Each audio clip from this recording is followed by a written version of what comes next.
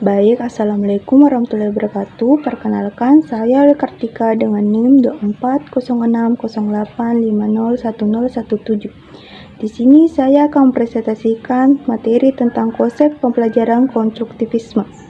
Belajar adalah proses aktif mengonstruksi pengetahuan dari abstraksi pengalaman alami maupun manusiawi yang dilakukan secara pribadi dan sosial untuk mencari makna dengan memproses informasi sehingga dirasakan masuk akal sesuai dengan kerangka berpikir yang dimiliki.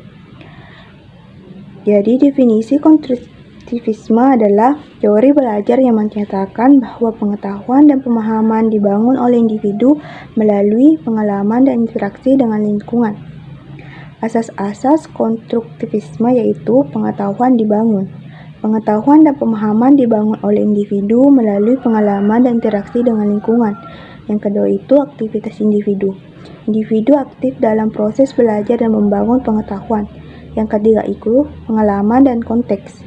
Pengalaman dan konteks memainkan peran penting dalam proses belajar dan membangun pengetahuan. Prinsip-prinsip konstruktivisme. Yang pertama itu belajar adalah proses aktif. Belajar adalah proses aktif yang melibatkan individu dalam membangun pengetahuan. Yang kedua itu pengetahuan dibangun secara gradual.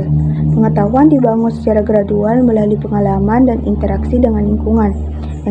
Yang ketiga itu kesalahan adalah proses belajar. Kesalahan adalah bagian dari proses belajar dan membangun pengetahuan. Yang keempat itu guru sebagai fasilitator. Guru berperan aktif sebagai fasilitator dalam membangun pengetahuan. Kelebihan dan kekurangan konstruktivisme yaitu kelebihannya yaitu meningkatkan kemampuan berpikir kritis dan keterampilan memecahkan masalah. Kedua itu meningkatkan kemampuan kolaborasi dan kerjasama. Ketiga itu meningkatkan kemampuan membangun pengetahuan dan pemahaman. Kekurangannya itu memerlukan waktu dan sumber daya yang lebih banyak. Yang kedua itu memerlukan kemampuan guru yang lebih tinggi dalam mendesain dan mengimplementasikan pembelajaran. Contoh konstruktivisme yaitu ketika pembelajaran matematika. Guru membagikan masalah matematika yang kompleks kepada siswa. Siswa diminta untuk bekerja dalam kelompok untuk memecahkan masalah tersebut. Guru berperan sebagai fasilitator, membantu siswa dalam memecahkan masalah dan memberikan umpan balik. Itulah contoh konstruktivisme.